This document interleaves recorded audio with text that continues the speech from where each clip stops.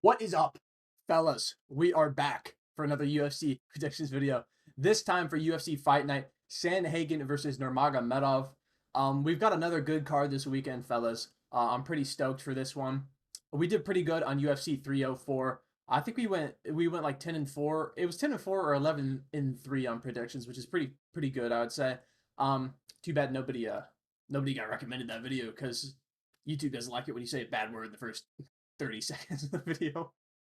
But yeah, picks are on the board as always, right there. And this time, fellas, they're color coordinated. They're color coordinated, guys. Red is like kind of like low confidence in the pick. Blue is kind of like a nice medium mid confident pick, and green is like this guy should win. I hate that I pointed at Michael Chiesa and said this guy should win. Uh anyways, let's get right into it, fellas. Kicking us off at middleweight, Cedric Dumas versus Dennis Talulin. This fight is a little bit sketchy to me. Just because both guys are very non-trustworthy when it comes to fighting. Cedric Dumas coming off of a loss to Nursultan Aruzaboev, kind of a fluky loss though, so I don't read into that too much. And Dennis Talulin has just been getting horrifically battered as of late, which is no good. But I picked Cedric Dumas for one reason and one reason only. Dennis Talulin, pretty dangerous on the feet, decent stand up, pretty technical. Cedric Dumas, I think, is honestly less technical in the stand up, but he is a lot bigger with a little bit more reach. But the reason I picked Cedric Dumas is because he has such a clear grappling edge over Dennis Talulin. Dennis Talulin's one weakness that has been exposed time and time again is the fact that he cannot defend a takedown, and he is a complete fish once he gets on the fucking ground. So I have to go with Cedric Dumas because on short notice, Cedric Dumas was able to outgrapple Cody Brundage. And I know Cody Brundage is the worst middleweight fighter in history, but the one thing he can do is wrestle. So if Cedric Dumas can out wrestle him, he should be able to out wrestle Dennis Talulin. And I don't think he's that stupid. I think he wants another UFC win. I think he'll take the path of literally zero resistance unless Dennis Talulin, out of absolutely nowhere, develops some god tier takedown defense. On the feet, though, I think it will be close because Dennis Talulin is pretty dangerous on the feet. But I'm going with Cedric Dumas. I think he can submit Dennis Talulin, honestly, in like rounds 2 or 3. Moving up to lightweight, Jai Herbert versus Rolando Bedoya. Guys, I picked Rolando Bedoya. I believe that's another red. Yeah, it's another low confidence pick. This fight just seems very chalky, very 50-50 to me. I think either guy can win. Jai Herbert is most certainly the more technical kickboxer of the two. It's just that Jai Herbert has some deficiencies in the fact that I don't think he deals with pressure particularly well, and he has no chin. And that is concerning to me.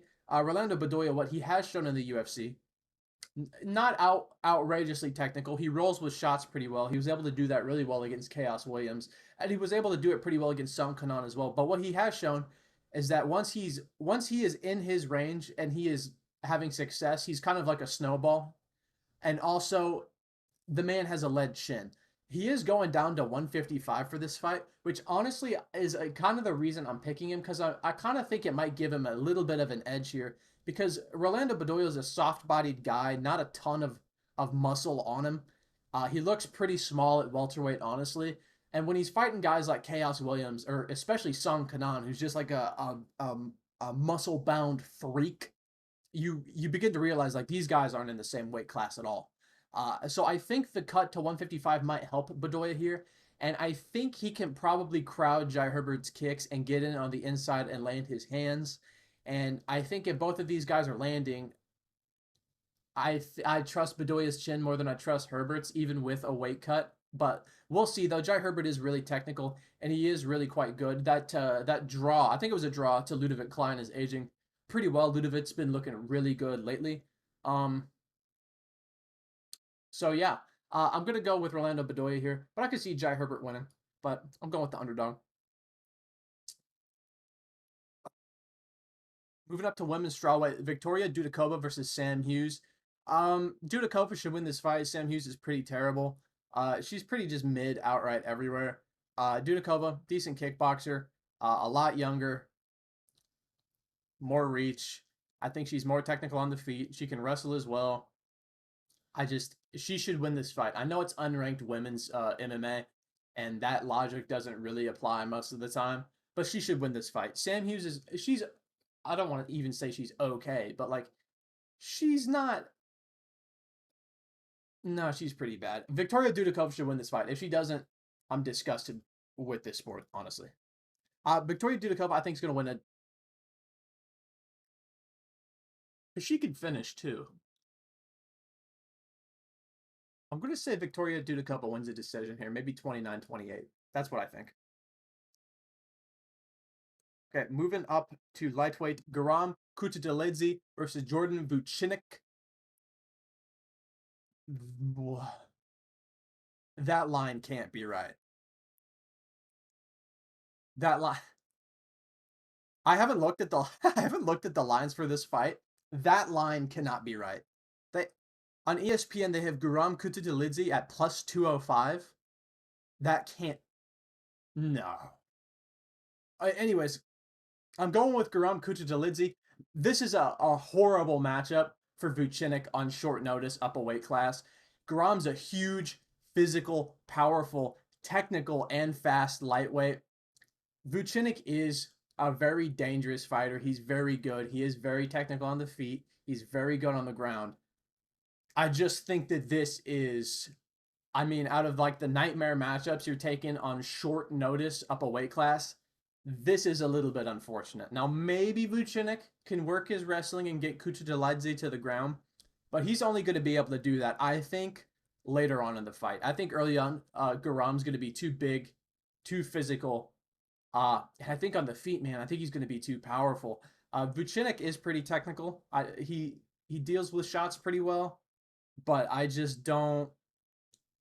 don't see it on short notice, man.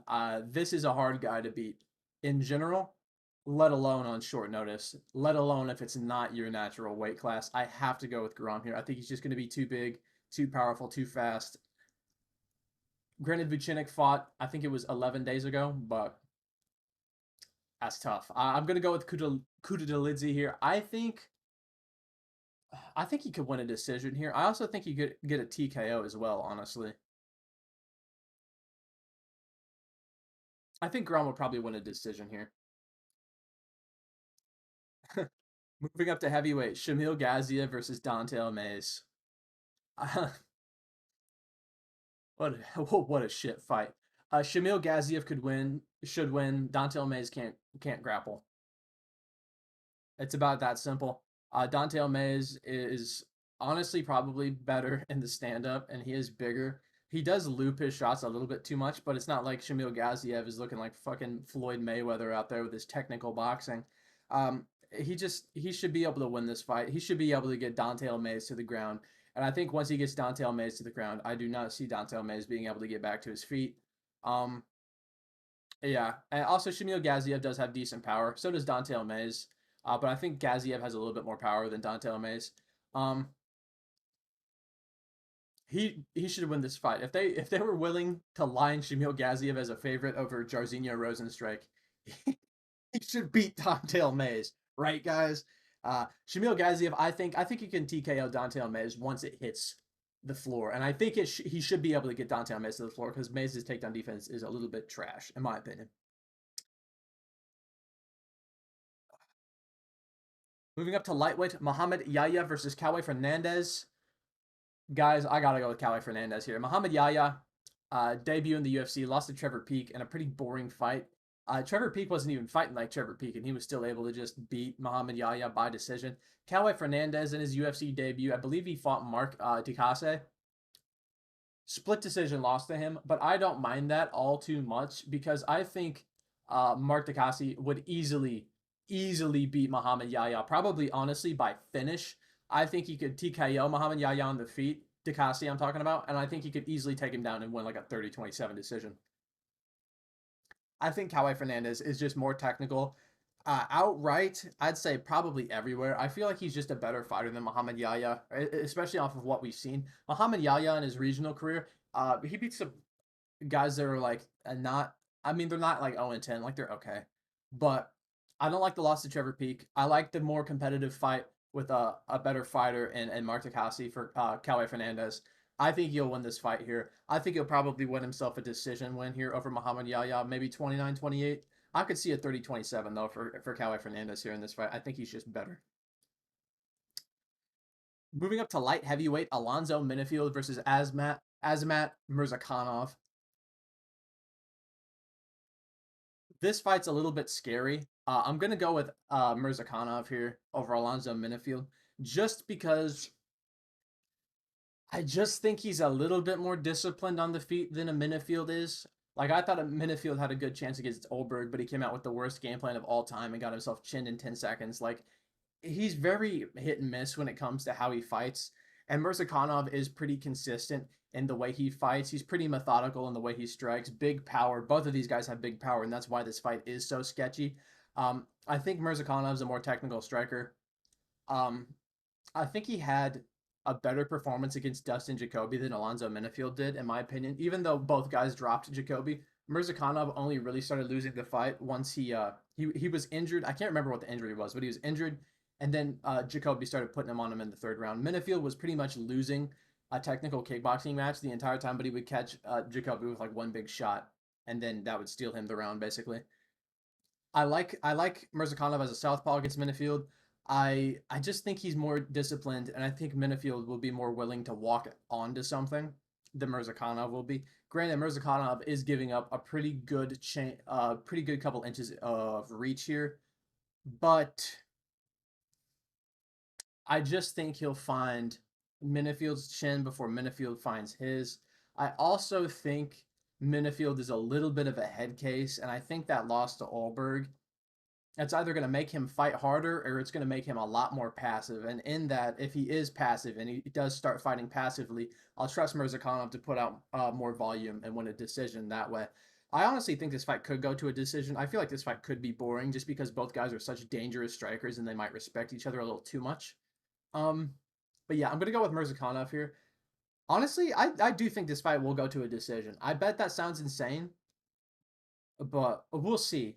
Either guy could knock each other out, but they also could just respect each other a ton and not engage with each other.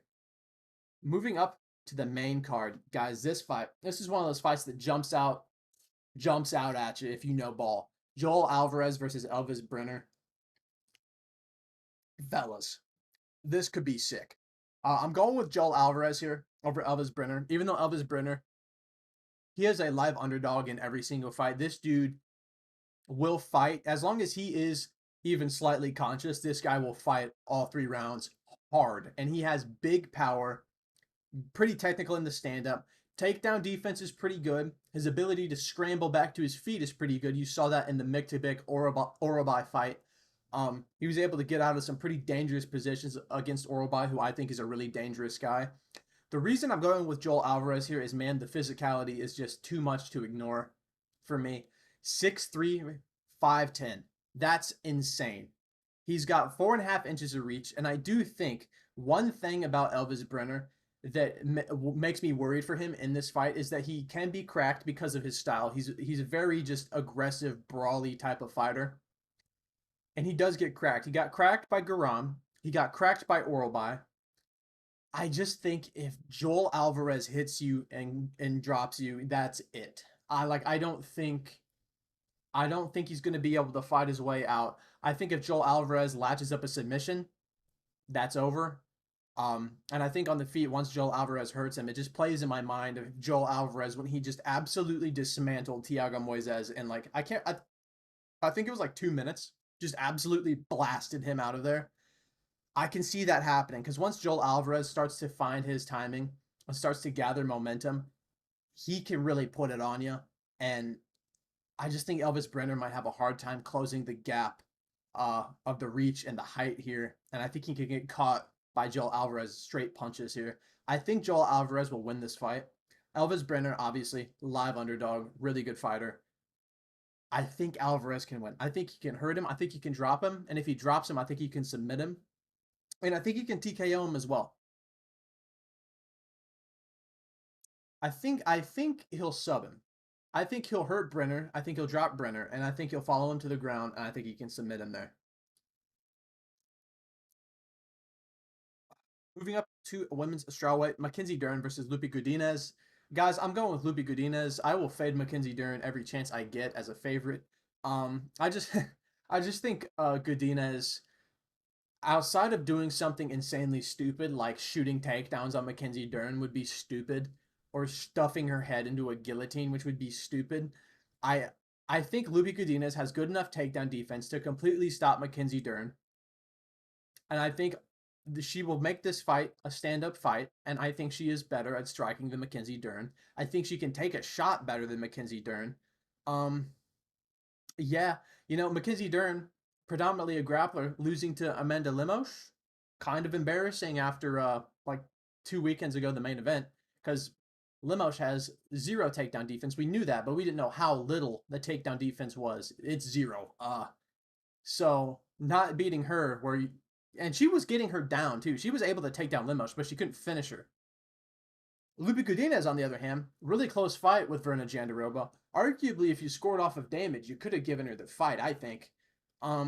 Close fight with Tabitha Ritchie as well, who's kind of just like a worse version of Lupi Godinez, in my opinion. I just think she'll be able to outstrike Mackenzie Dern on the feet over 3 rounds. And I don't think Mackenzie Dern will have that much success in taking down Lupi Godinez. We'll see, though. Mackenzie Dern does have a size advantage here. She does have some reach advantage. I don't think it'll matter that much. Maybe Mackenzie Dern has made some improvements to her game, to her takedown offense, but that remains to be seen. So I'm going to go with Lupi Godinez here. I think she'll win like a 29-28 decision over Mackenzie Dern. Oh, man. Moving up to welterweight, I believe, Tony Ferguson versus Michael Chiesa. Guys, if there is ever a time where I want a pick to be wrong, it's this one. This is the one. I'm picking Michael Chiesa, guys. Boring ass, lame ass Michael Chiesa. He's going to be too big because his fight's at welterweight. Because we couldn't even do Tony Ferguson the due diligence of just like making Chiesa cut to 155. No, Tony Ferguson moves up to Chiesa's weight class. Chiesa's going to be way bigger than Tony. I think he's going to be a lot stronger, and I think he's just gonna lay on top of him for 3 rounds and probably put on a stinker of a performance. Maybe you could submit Tony, but at this point, uh, does that fucking matter? No. Um, yeah, Michael Chiesa will probably win. Um, I'll say he'll probably submit Tony with like a I think he'll probably get on top of him and arm triangle him or something, because I don't think Tony Ferguson really has the strength anymore to get out of positions like that against guys who are a lot bigger and stronger than he is at this point in their career. On the feet, Tony's been looking like shit, but Michael Chiesa is kind of like I don't know. He just doesn't like being hit, so maybe Tony can hurt him. I mean, to Tony's credit, in a lot of his recent fights, despite being 40 years old, despite being a ghost of himself in his prime, he is able to drop guys. Like he dropped Bobby Green. He drops Michael Chandler in the first round. You know what I mean? There was somebody else, I think. I can't remember. He dropped somebody else. I can't remember who it was.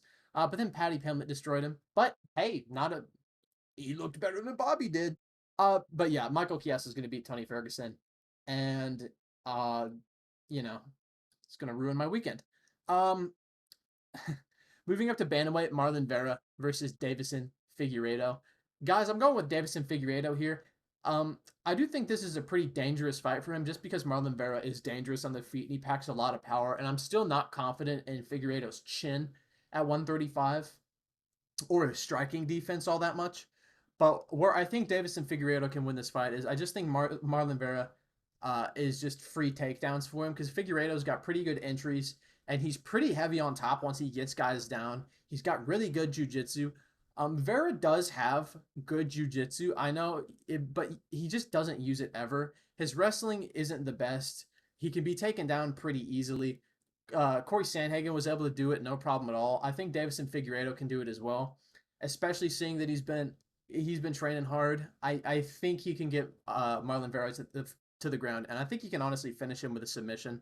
Um, on the feet, I think it will be close, and I think even if Figueiredo's winning on the feet, I think Vera still has more power in his hands than Figueiredo does, and I think obviously Vera has a better chin than Figueiredo does. Granted, I'm not sure how Vera's chin's gonna look after the absolute licking he took against O'Malley, but I think there's a fair amount of danger in this matchup for Figueiredo, but I am gonna trust him.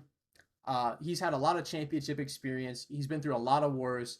He's very, very smart. I don't think he's just gonna stand and bang with Marlon Vera. I think he will shoot his takedowns. I think he will get them, and I think he will be aggressive and offensive with them and potentially submit Marlon Vera. We'll see though. This is a really good fight. Moving up to the co-main event, Sharabutin Magomedov versus Miguel Olegzaychuk. Um, I'm going with Magomedov here, even though part of me really, really wants to pick Olegzaychuk because I think Magomedov's boxing defense is horrible, and I think if Olegzaychuk gets him in a boxing range, I actually think he could be very effective in this fight. But I worry about Magomedov's low kicks. Oleg Zaychuk does not deal particularly well with low kicks, and I think the one thing that Magomedov does have going his way is he has nasty kicks. Obviously, everybody knows this. He's got nasty low kicks, nasty head kicks, nasty knees. Oleg Zaychuk's a guy you can finish to the body. If Michel Pereira can do it, I think Magomedov can do it as well with a step-in knee, body kick, and I think he can slow down Oleg Zaychuk. I know Oleg Zaychuk's going to come out hot with the hands, which he normally does. But sometimes it can leave him a little bit exposed, and sometimes he can get caught up and a little bit overzealous, like he was doing against Kevin Holland. I picked Oleg Zaychuk to beat Kevin Holland. I was really annoyed because he dropped Kevin Holland. Kevin Holland looked like an absolute novice on the feet against this guy, but then he jumped into a black belt's guard and got himself submitted. So Oleg Zaychuk's not exactly the most intelligent guy on planet Earth. He does have good boxing, though.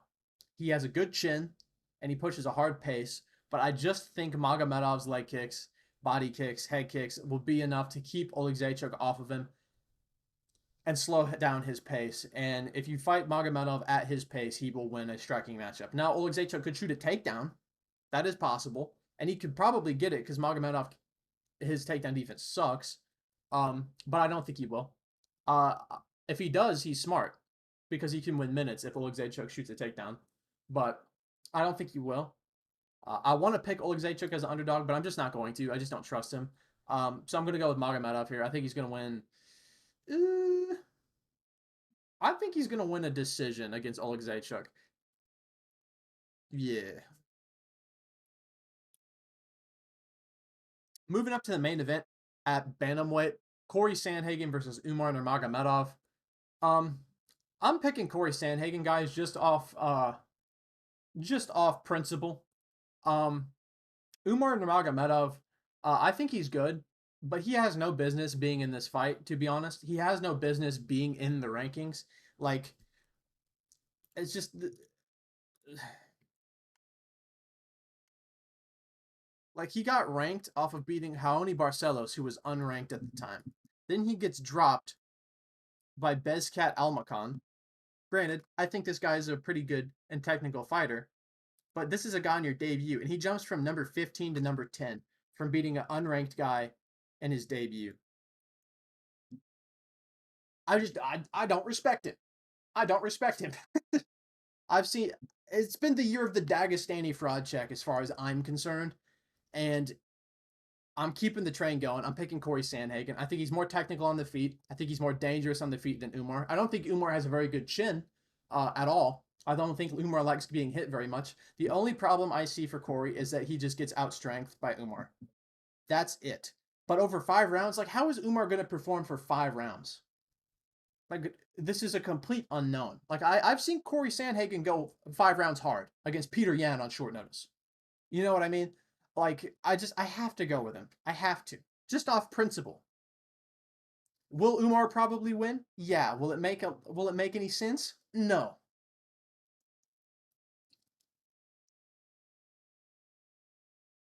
I think Corey Sandhagen can stay safe enough on the ground to not get submitted.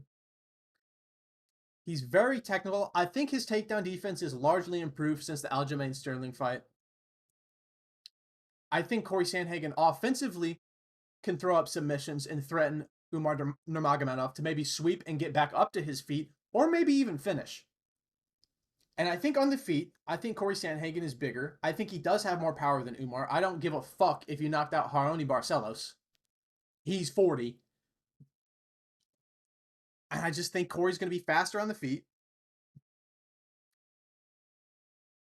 And I think he'll probably just beat him by decision. Like, I feel like the longer this fight goes, the more it favors Sandhagen. And I don't, like, in my mind's eye, like, I just want to check something. We're taking Nate Maness to the judges. And people are telling me that he's gonna finish Sandhagen in like round 1. Like, I just don't see it, guys. I just don't see it. Like, I just don't see it. If he does, I'll give him his due respect. But as of right now, I have not seen anything that makes me think he's gonna go out there and just destroy Corey Sandhagen. Now, this could age horribly, but he's a minus 310 favorite. He should go out and beat Corey Sandhagen with no effort. But I just can't get there. Plus, I don't want Umar to win to begin with. I think his style sucks. And I would like to see Corey fight for the belt because I think he deserves it already. Yeah. I'm going with Corey Sandhagen. I think he'll win a decision. I think he'll beat Umar Nurmagomedov over 5 rounds. As the fight gets deeper, which I hope it does, because it would make no sense if it didn't go deeper. I think Sandhagen will start to wear down Nurmagomedov because Nurmagomedov's never been 5 rounds. And I think Sandhagen's just a more technical fighter pretty much everywhere except for like wrestling offense and probably wrestling defense. I think he's better at jiu-jitsu, and I think he's much better on the feet. I think he's much faster. I'm just repeating things I've already said. I'm going with Sandhagen. He's going to win a decision. Maybe. Probably not. But I'll catch you guys next time. Thank you guys so much for watching, and as always, I will see you guys next time. See ya.